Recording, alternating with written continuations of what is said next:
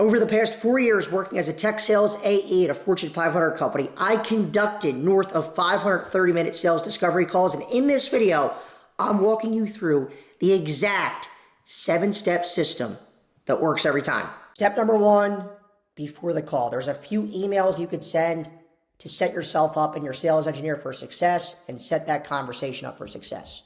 The first email is the get some intel email. Once that conversation is scheduled, or it's been scheduled for a little bit, send this email a few days before the meeting. This email here, guys, is going to do a couple things. Number 1, it's going to, like I said, best prepare you and your sales engineer for the conversation. And number 2, it's going to get some doctor's checkup questions out of the way. In any sales conversation, there's some questions that you need answers to from the prospect that are helpful, but they're not helpful in terms of learning about the problems they have. I call them the doctor's checkup questions. Ask the doctor's checkup questions in this email to get it out of the way, to start that meeting off on the right foot. And again, best prepare you and your sales engineer. And always end the email with any sort of relevant content that you think they would find interesting based on what you know about them. This email here is going to help you build out your point of view for the conversation. The second email is the set the stage email. You're sharing the agenda with the prospect 24 hours before the conversation. Now, this does a few things. Number 1, it's going to increase your show rates.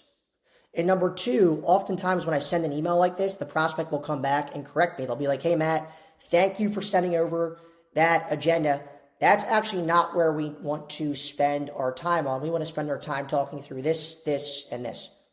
Awesome. Now I know that before I'm hopping on the call, and that will change. We'll get into step 2 here, the agenda and how I want to conduct myself during that conversation. Easy start. Send these 2 emails before to set yourself up for success. Step 2, the first 3 minutes. Set the agenda. The first 3 minutes, guys, is the most important 3 minutes of the entire sales conversation outside of the final 5 minutes of the sales conversation. If you don't get this right, the prospect will take control of the conversation. They'll take control of the wheel. You won't even be in the passenger seat. You're going to be in the trunk tied up as a kidnap. Kidnapped. What am I even saying here, guys? Sorry. Set the agenda. This is option 1. As you can see here, it's a bit wordy, a bit lengthy. This is the one that I have been using over the past couple years. So at this point, it sounds natural. It comes right off the tongue. Option 2 is much shorter. So you might like option 2 better. I know most people do. And it sounds like this. The 60 minutes, Chris, we have today still works, right? Awesome. Here's the plan I have for today's call. We'll talk through, how you're managing your devices today and learn if there are any challenges around that Master 360 could solve. And if so, Chris, I could hop into the demo portal to walk through how we solve those problems. And depending on feedback, we could either schedule a more in-depth demo with the larger team, or we could part ways because this isn't a fit. What's the one thing you want to accomplish today?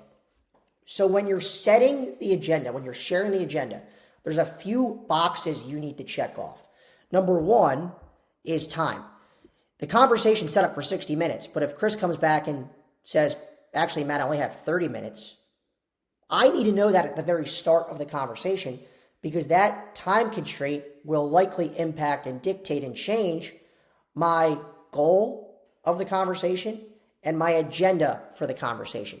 You're going to state the goal of the conversation, what you're looking to accomplish, and then how you're going to accomplish that goal. Now, the goal isn't explicitly stated here. I guess it really is. It's not explicitly stated in this short agenda. It's more stated up here where we say, awesome, the purpose of today's call is to get some context about both of our companies to see if we could potentially work together to better manage and secure your mobile devices. That would be an example. But you can infer it in this short one here. This is the agenda, how you're going to spend the time to hit that goal. And then this is so important, guys, an upfront contract. Top salespeople, they talk about outcomes, potential end of calls at the very start of the call. Like, hey, listen, Chris, we're not leaving this conversation without either booking a meeting or not. And if we're not, it's because this isn't a fit. And if it's not a fit, just tell me. You're not going to hurt my feelings whatsoever. That's basically what we're saying here with the upfront contract. And then what's the one thing you want to accomplish today? Or what would you like to add or subtract from that agenda to make sure this is a productive conversation for you and the team? Pass the mic to them. Get their buy-in, get their feedback towards how we're spending time on the call. Easy stuff. Not all that difficult. Step 3, your first question. We need to understand, is this inbound or outbound? And it matters a great deal. Here's why. For inbound, these folks, they came to us. Maybe they filled out a contact us form to see a demo on the company website. They're actively exploring solutions. And because they're actively out in the market exploring solutions, you best believe they're looking at your competitors. These are buyers, guys, who are eager to talk solutions. They have a good idea of what your solution is about, because if they didn't, they probably would not be coming to you and having this conversation today. Outbound is the complete reverse. It's a 180. For outbound, they have latent pain. They either don't know they have pain or it's very early days where they just realized they had a problem. You went to them. You cold called them. You cold emailed them. You sent them a LinkedIn DM. Something in that messaging resonated with them enough for them to want to take a conversation. These are not competitive yet, but after this first conversation, if it goes well, it will often turn into a competitive situation because they'll start exploring other solutions. And this is key. They are reluctant to do discovery. And the problem happens, or friction happens on a discovery call, because you and me, we're not aligned with where the prospect is on the buyer's journey. And this picture here illustrates it perfectly. And I got this from Gong. So an inbound opportunity, these are folks that are evaluating solutions. They probably had other calls, other discovery calls with other products in your product category. Maybe they're all the way down the buyer's journey in the decision process. They've done all the homework themselves. They don't want to speak to a salesperson whatsoever.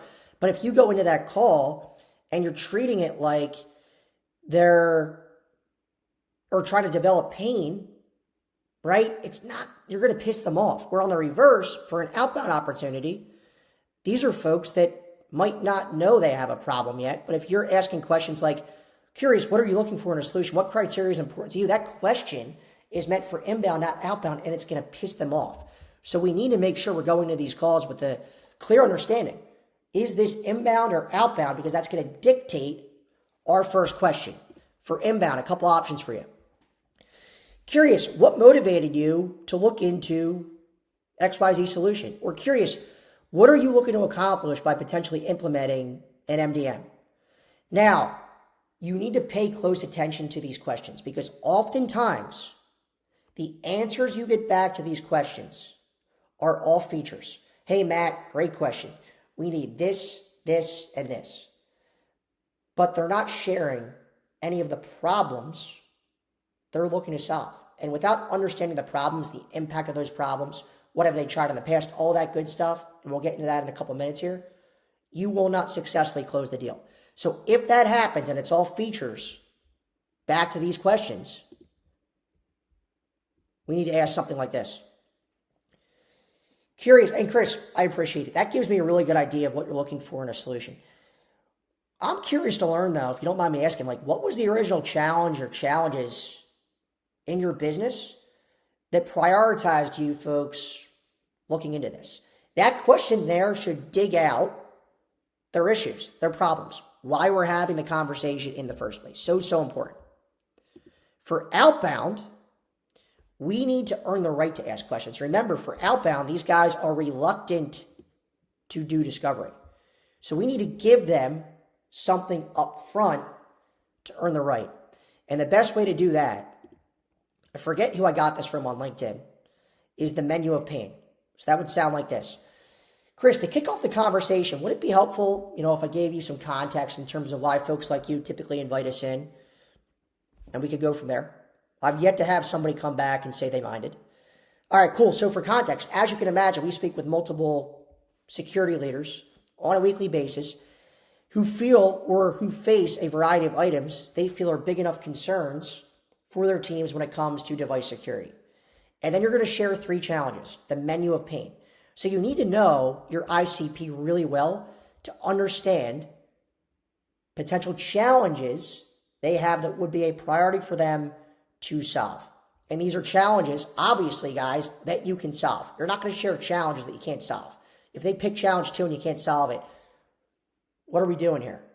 Right now, these challenges, you want to be crispy, detailed, but no industry buzzwords or jargon. You want your grandmom to understand these challenges. And then you're going to end it, the menu of pain, by asking, and I'm curious, to what extent, that resonates with you, and if not, what comes to mind? Or, and I got this from Charles Mobauer, and I'm curious, to what extent that surprises you? That question works quite well. I've used that on a couple of recent calls. Now, because you're watching, you get 20% off the discovery and demo system. So the discovery and demo system, I think it's a 60-page PDF of all the scripts I've used throughout my career and how to use them. It is 10 of my live sales discovery and demo calls when I was at IBM as a mid-market account executive, because you could see these scripts and this in action and a lot of mistakes I've made in action. You can verify if I could sell or not. And then it comes with this Notion template to track all your scripts, track all your analytics, all objections, call outcomes. So you could say, hey, how am I tracking this year? What objections am I hearing more often than not? Are my booking next steps more often than not? This is what I'm using in my role right now, guys, to track performance. You can learn more about this in the description, link down below. Again, it is 20 off for 20% off. Awesome. Had to do some selling, I'm sorry. Now that we got that out of the way. Step 4, questions that sell. So I think about this in buckets. Bucket number 1, find a problem. Curious, what problems do you face with your current insert category solution that you would regret if not solved 6 months from now? So the reason I like this question a lot is, number 1, you're learning about their challenges. And number 2, you're learning about the challenges that would be a priority. If they're not solved 6 months from now, maybe that person's out of a job. Can you walk me through the biggest challenges you face when it comes to X? Easy questions. We need to find a problem. Now, once you find the problem, it's all about understanding it. Here's some great questions. I want to make sure I have a full understanding of, restate back the challenge they just told you, they just shared with you. Can you tell me more about it? Or, my favorite question of all time, tell me more about that. Simple question like that, guys, goes a long way. It will open the prospect up. I have to imagine at some point your team had a meeting to discuss the problem, define it, and agreed to take action to solve it. What did that meeting sound like? That question will get them to tell a story. This one will as well. When did you realize that was a problem? This question oftentimes, guys, will get them to go back in time and think to when the problem hurt the most. Stories sell on both sides of the table. What have they tried already to solve it? We need to know what they've tried. What have they tried? This is a great question to tease that out. Focus on the right problem. I can't tell you how many times, guys, I've been talking through how to solve problem A when problem A was not their biggest problem and why we were having the conversation in the first place. Take a step back and verify you're on the right track with the prospect to confirm, is this the problem? Is this the challenge we should be discussing? Or is there something bigger or other problems we should talk through as well? Get on the same page as the prospect. Make sure you're focusing on the right things. And then what's the impact? Curious to what extent, have these issues already been discussed with the broader team, or would you say you haven't gotten that far as of yet? If they haven't been discussed with the broader team, you have your work cut out for you, and it's probably not an opportunity you want to prioritize, because if the further team isn't talking with this person about it, the impact is very low. We need others in the organization to feel this pain as well. Curious how widely known is that pain in your organization. We need the executives to understand the pain as well. So those are some questions that I would start asking in your 30-minute discovery calls. Questions that sell. Step 5, it's now time to sell, but we need a smooth transition. Take a step back, calm down. I have a good idea of what you're up against, and I think we could potentially help here. Would it be okay if I shared how we might be a fit to partner up here? You're constantly asking for permission. I've talked about this in other videos. Throughout the call, you're constantly asking for permission from the prospect, and it gives them a sense that they are in control. When they're not in control, you're in control of the entire conversation. Just some psychology there. And then your pitch. Your pitch should be no more than 3 minutes, guys. Short, tight, crispy. All about their problems they just stated that you just learned in discovery based on the questions that sell. And then exactly how you solve them. And maybe show the demo a little bit, but don't get into too much detail. This is a 30-minute call. Nothing crazy. Simple language. Simple language. Simple sells. Big words, jargon, does not. And then kick it back to them for their feedback. I want to pause here. Where would you like to go deeper with questions? That's much better than asking, what questions do you have? Do you have any questions? Where would you like to go deeper with questions? Because I know they got questions. I know we got to go deeper. Or how does that compare to what you were hoping we could do coming into today's call? Get some feedback back from them. Easy stuff. Step 6, book the next step. So we're going to transition, just like here. We're going to transition to the close. You're going to ask this after your product overview, but before recommending a next step. This is killer. And I got this from the same person that shared the menu of pain. I forget her name. I apologize if you ever see this video.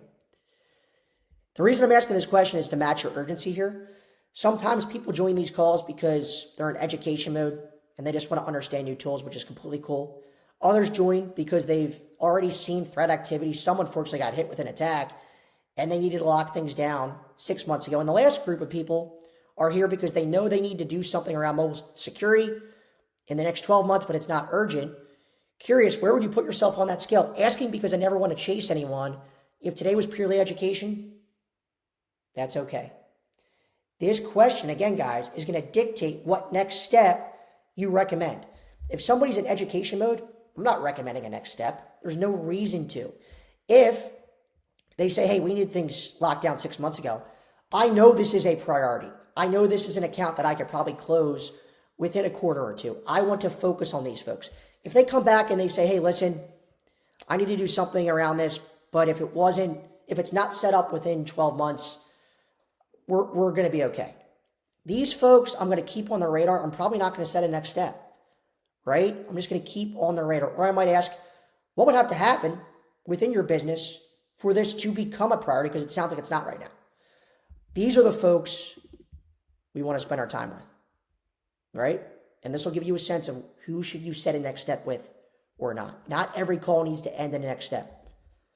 And then if it makes sense to book another step, this is one of my favorite questions.